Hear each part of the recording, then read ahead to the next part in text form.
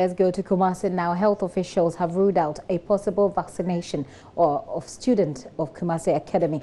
The decision follows a decline in the H1N1 influenza cases, which have claimed 4 lives and over 40 others hospitalized. Regional Health Director Dr. Emmanuel Kwejo-Tinkwine, who made the disclosure, says efforts are being made to procure vaccines for future use. He was addressing the media in Kumasi. You've all seen the way we spray insecticides, Saso and then those things. That is what we call droplets, respiratory droplets. So when you have a respiratory infection, you always sneeze or you cough. And anytime you cough, it's like you've sprayed it. So that's the one we call droplet what? Infection through either coughing or what? Sneezing. By touching your nose or touching your mouth when you cough, you always transmit the infection to your hands. And then if your hand hygiene is not good, if you are close to somebody, just about a meter, you can always spray the person, and then the person will acquire transmission. As I said, and I'll keep on saying, that this is human to human transmission. Yes, what I'm saying is that from what we see here, I said we only need 2 incubation periods. That is scientific. 2 incubation periods to tell you that the disease is no more what there. As what? As an epidemic, but not as what? Endemic. One person can get it, but that is not what? An outbreak. As Doctor said, H1N1 is endemic in this what? In this country, and it's responsible for some of our what? Seasonal what? Influenza. Because one thing is that when it came in 2009, it didn't leave the country. It didn't leave. It didn't leave. What we've done right now is that it has become part of our seasonal what? Influenzas. It's not killing people because now the body now has antibodies to fight against what? It. It's not a new strain. I hope you understand. It's not a new strain. If it's a new strain, then we don't have antibodies. So the moment it gets you, it will kill you. When it came as pandemic in the year 2009, that's the reason why all of us were rushing. Because at that time, it was a new what? Strain that was catching people all over the world. But I'm sure that with this, maybe the explanation will be very clear. But we will still make sure that we get vaccines in this country, because I believe that I don't know what is going to happen today or tomorrow. And still on Kumaka, health officials vaccinating the students there are struggling to have the students show up for the vaccination exercise. Now, it's been difficult for the health officials to get all of the students because some of them were taken home by their parents following what was then seen as mysterious deaths. Now, Mr. Danso is therefore imploring all parents to return their wards to the school for the exercise, since they have the risk, or there is the risk of them spreading the disease. Ohimen Terrier has more. 4 students of Kumaka have been killed and 40 others were hospitalized for what officials say is swine flu. Though the Ministry of Health and World Health Organization have supplied antibiotics, students who went home at the instance of their parents are yet to return. A team of medical experts have since been on campus to take clinical samples for further investigations. Mr. Danso led national executives of PTAs to interact with school authorities. He says parents have no basis keeping the children out of school when medical experts are on hand to provide services.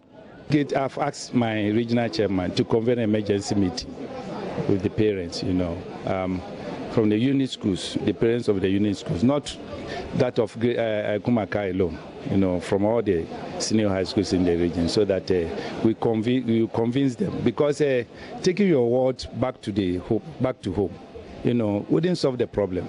And my information is that they have been, when they went home, they have been sending them to the various hospitals. Why didn't you allow them to, stay here so that they administer the drugs they are giving to the other students? So we'll meet them soon, and then we'll talk to them.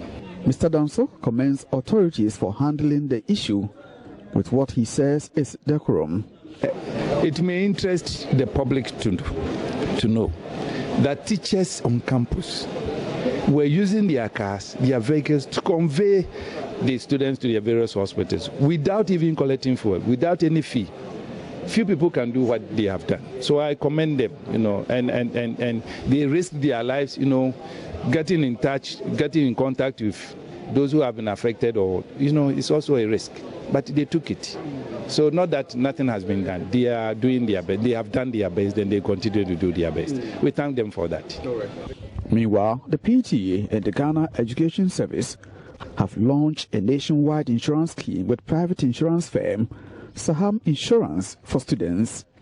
Each student would contribute 7 Ghana cedis a term as premium. Mr. Danso explains the rationale for the scheme and benefits for the insured. We've had spate of accidents on our roads, in our homes, in our schools, involving some of our students. And, Kumaka, not only Kumaka, a lot of, about 2-3 weeks ago, a car knocked down a student at West Africa Senior High School.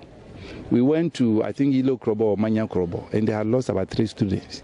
We went to Pukuwari, that is the beginning of the term. A second-year science student, 17-year-old boy, lost his life. Sewa could be Sewa, Afia could be Sewa. They also, you see, some are on head. People don't even broadcast it, but we are listening. We are on the ground. We know what is happening. It is 7 Ghana cedis per term. That is the student and the sponsoring parent or guardian. If you have 7 cedis per term and you pay, fine. If you want to pay for the year, that is okay. And in case of whether you pay it fully or partially, whatever happens to you, you get a benefit. From Kumasi for JoyNews, Ohimi Interior reporting. And it is definitely instructive for you to take your children back to school so they'll be vaccinated, because you stand the risk of transferring this disease, if they do have it, to other people, including yourself, the parent. Away from that, we're staying in Kumasi, but traders at Asafo Market are complaining of what they say is uncleared refuse in the area. Unscrupulous persons have turned a section of the market into a refuse dump, while people urinate into open and choked drains. They say repeated appeals to city authorities to address the challenge have all proved futile. Asafo Market is undoubtedly the second largest market facility after Kumasi Central Market. From afar, things appear normal and decent. A close observation, however, reveals a woman removing her child's nappy while a man urinates behind a pile of tomato boxes. The man's urine and the baby's nappy will end up in the same pool. Located right at the center of Asafo, this drain might appear very small, but it is the Goliath of traders and commuters alike. Vegetable oil seller Akuya Frima, Abdullah Musa, who sells onions, are a meter apart of each other. They are battling a common enemy.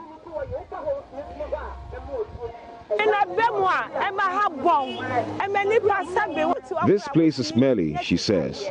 Sometimes we get headache. We eat here and we always live in fear of contracting some disease.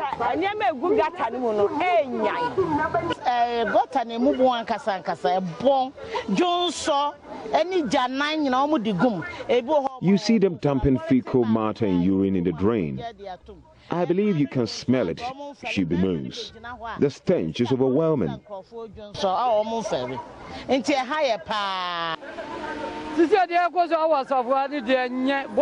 The rain is our only respite, but for it, we would die. The stench even drives customers away.